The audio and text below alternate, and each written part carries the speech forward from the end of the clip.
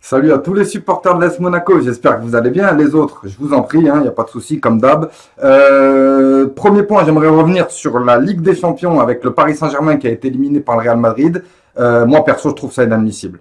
Inadmissible d'avoir une équipe comme le Paris Saint-Germain et d'avoir un entraîneur comme Unai Emery.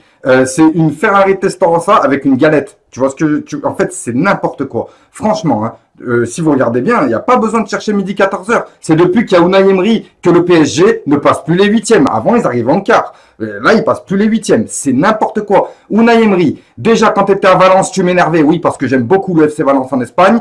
Tu m'énervais. Tu ramenais des joueurs de merde. Tu as une philosophie de jeu de merde. Et là, à cause de toi, l'Europe se fout de notre gueule. Donc là, franchement, je suis pas d'accord. Tu as le meilleur effectif d'Europe et toi, t'es merde. Je suis désolé. Unai Emery, il faut que tu ailles ailleurs parce que là, c'est pas possible. Dégage de là. Franchement, s'il vous plaît, PSG, virez-moi ça avant la fin du championnat. Qui se retrouve un peu au chômage là chez Pôle emploi, ça lui fera du bien. Sinon, on va passer au match. Ce match, donc Monaco contre Strasbourg à la Méno.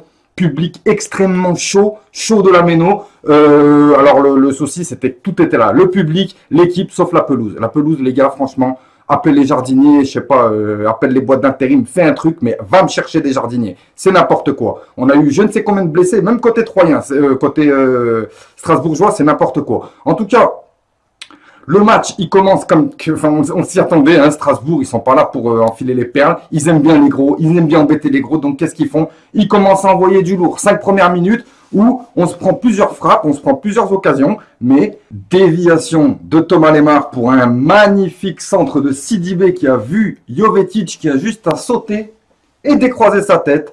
1-0 pour l'AS Monaco. Donc, on a bien vu que on est capable de donner le ballon devant en 4-5 secondes, pas plus, et on est capable de faire mal. Donc, on l'a prouvé donc déjà avec un magnifique travail de Sidibé qui la met parfaitement sur la tête de Jovetic. 1-0 pour l'AS Monaco. Mais malgré ça, les Strasbourgeois, ils ont dit non, non, non, on va continuer. Ils ont continué à nous en envoyer, à nous en envoyer, à nous en envoyer. Malgré ça, André Aradi qui se retrouve seul devant le gardien, il tire. Le joueur, il fait une parade. Et Monsieur Gauthier, bien entendu, tout comme pour Nantes-Marseille, où le Nantais, il saute, il met une parade avec sa main. Il voit pas la main, et ben là, il voit pas la main du joueur strasbourgeois. Donc ça gueule un petit peu. Radi, il est pas content. Ah non, non, non, non, non, non, bien sûr, il est pas content. Surtout que quelques minutes plus tard, après une grosse poussée strasbourgeoise, et ben, ça tire, c'est un peu dévié, un Strasbourgeois qui l'a dévié dans notre but. Égalisation par Baoken à la 19e minute. Donc voilà, quand tu sais que tu viens de te faire avoir sur un penalty, que l'autre face de chauve, il a pas vu, eh ben, tu vois, ça quelque peu, t'es dégoûté, en fait, t'es dégoûté, t'as envie de tout casser. Mais bon, c'est pas grave, on s'est dit, c'est pas grave, on a autre chose, et on y allait. Donc, on a pris le ballon, 19e minute, égalisation de Baoken, c'est pas grave. Keita, il a pris le ballon, il a coupé là, il a coupé en plein milieu, et Ronny Lopez qui revient sur le côté, et 2-1 pour l'AS Monaco. Voilà, donc on remet les pendules à l'heure. Donc moi, vous savez que j'aime rentrer avec 2 buts à la mi-temps d'avance. Mais là, bon, il y a 2-1. Surtout qu'on sait que c'est pas un match facile. C'est loin d'être facile. Oh, Strasbourg, arrêtez de les prendre pour je sais pas qui. Mais c'est très difficile de les jouer, surtout chez eux, avec un public exceptionnel. Franchement, il faut dire que c'était un match spectaculaire. Et là, donc, on se rend des coups. Strasbourg envoie vraiment du lourd. Franchement, c'est incroyable. Ça démarque par Liénard, Baoken, ça centre, ça tire. Je crois qu'on a dénombré plus de 26 tirs pour Strasbourg à la fin du match. Belle intensité, franchement, belle envie. Vous n'avez pas démérité du tout sur ce match-là.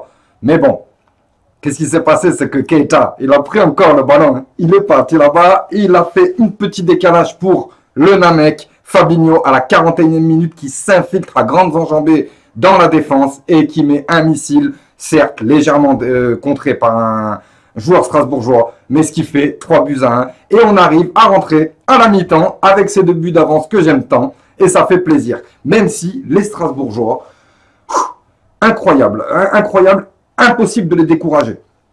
On revient en deuxième mi-temps. Et là, en deuxième mi-temps, bah, il faut dire ce qui est, on s'est fait allumer. On s'est fait allumer. Monaco n'attaquait plus. Monaco laissait venir Strasbourg. Les Strasbourgeois développaient un joli jeu. Le problème, c'est qu'arrivé aux abords de la surface monégasque, ils avaient beaucoup de mal à concrétiser. Manque de réussite, je pense, pour les Strasbourgeois. En tout cas, super match dans les deux sens avec un super public strasbourgeois. Et merci à tous les supporters monégasques qui ont d'ailleurs été salués par Vadim à la fin du match. Ça fait plaisir. Encore un mauvais point, c'est que on a encore blessé mon Keita Baldé et ça commence à me saouler. Laissez-le tranquille, laissez-le jouer. Vous avez peur ou quoi? Laissez-le prendre 3-4 matchs de suite. Déjà, il a mis 2 passes décisives. Laissez prendre un petit peu et vous verrez. Mbappé, on a perdu nos joueurs. Regardez les ratios de Jovetic, regardez les ratios de Keita, regardez les ratios, un peu bande de fous. En tout cas, ça fait plaisir. Encore une victoire pour l'AS Monaco. 3-1, car rien ne se passera en deuxième mi-temps au niveau des buts. Même si 2 bons coups rendus et un beau match est très difficile, ce qui donne encore un meilleur goût à la victoire. Merci et je vous fais un gros bisou. Je vous dis à très bientôt.